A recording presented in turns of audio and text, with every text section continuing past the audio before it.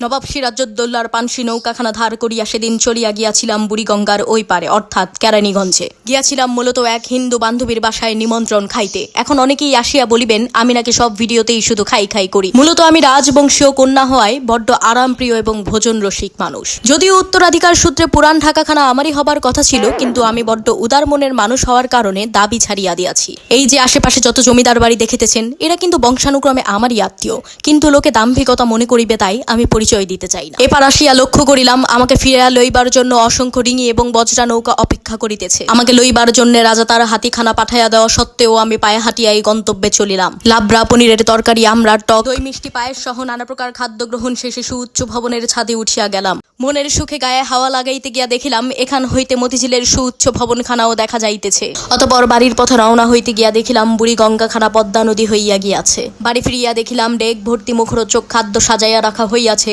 এবং একটি দাঁতহীন শিশু লোভনীয় দৃষ্টিতে তাকাইয়া আছে।